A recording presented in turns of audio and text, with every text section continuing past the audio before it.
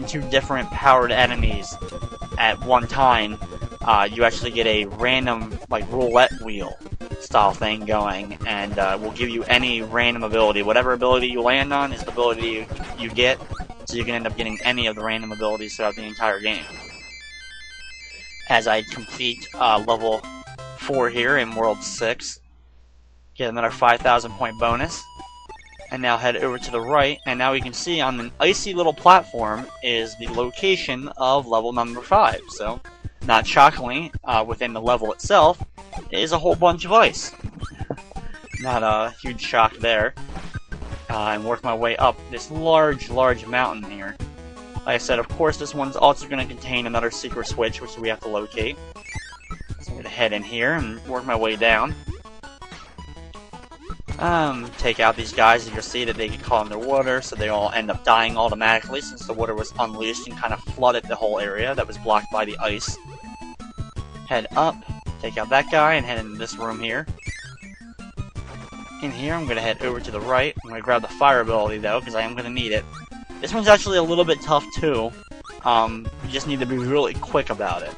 I'm going to open up that bomb area, and watch out for the Bronto Burt, who seemingly has a death wish for me as he runs off. Okay, and now hit that bomb, and now I'm going to head to this left area again, watching out for the Waddle Dee, which will keep respawning, unfortunately. Hit the switch there, quickly fly up, run all the way over to that right side bomb area that we opened up, and drop down to the cannon. It shoots us all the way up into the sky, and what a shock. Hey, there it is.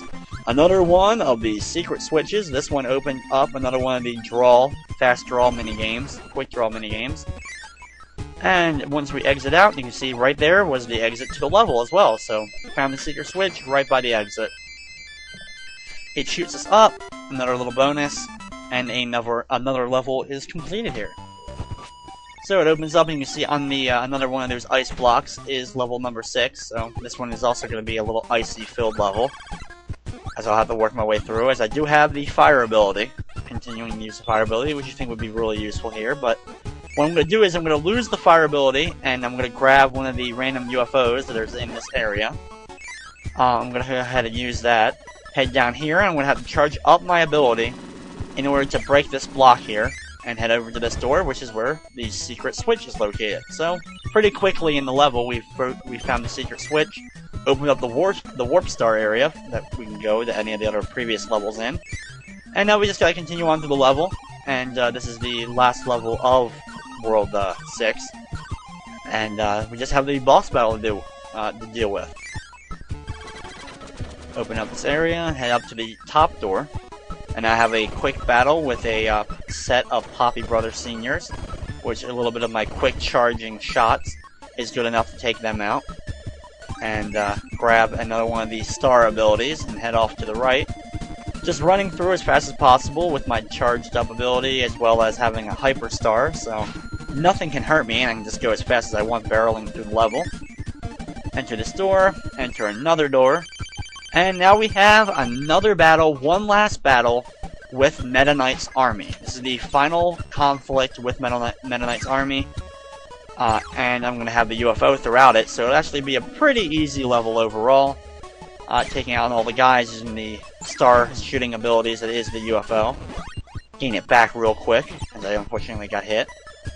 Take out this guy up here, and that guy's over there, take him out. That's the last of the ones. An igloo explodes, which locates our exit.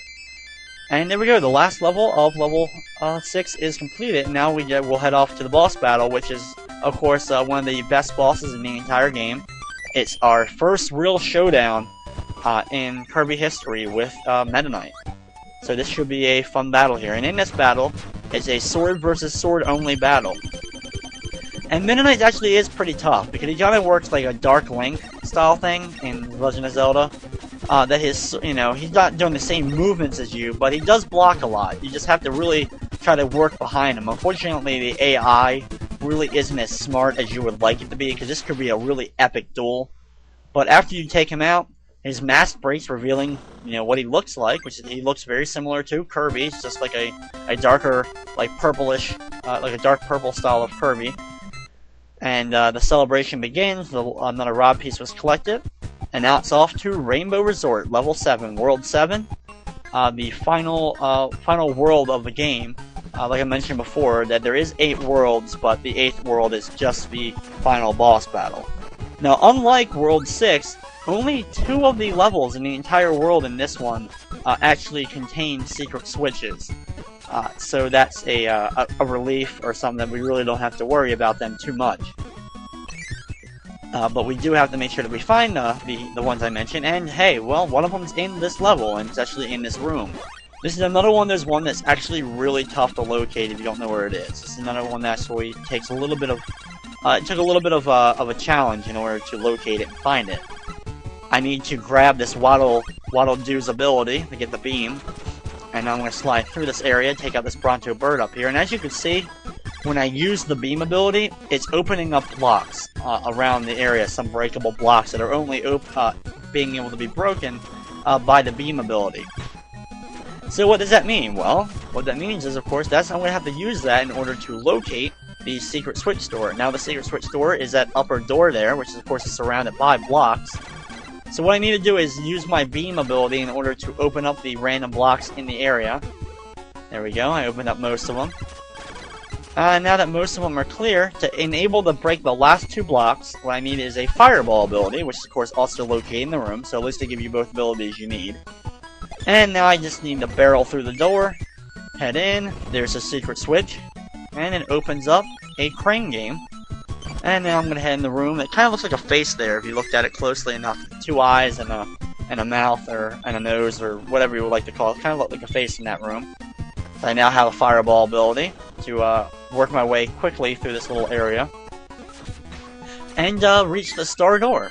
Open up the star door, go inside, and boost up to number 2, which is a 5,000 point bonus.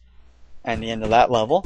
So now we head off to level 2, which does not contain a secret star, so we don't really have to worry about finding the secret switch. This one actually is a boss rush, which is all the little mini bosses that we fought throughout the game are all conveniently located in one giant tower area. So I'm going to take out the first one with the fire ability that I picked up, but then I'm going to use Poppy Brother Sr.'s ability, the crash ability, and head up. And now I'm going to use it against the second boss, which is the mouse alarm clock. By doing that, he's taken care of, and of course I'm going to end up getting the mic ability. So now I can use the mic ability against the next boss, which ends up being the little walrus guy. I used 2 of the mics real quickly, and he's taken care of. And now I'm going to head up the tower to the next set of room, the next room. And in this room is Bonkers, which I get to use one of the mic abilities, and now I'm going to have to fight him straight up. He hits the floor with a hammer shot in order to eject a star, which I used against him, and then threw one of the little shells back at him. Now I have the hammer, which is going to be a very useful weapon, and I can use that in order to take out the next set of bosses.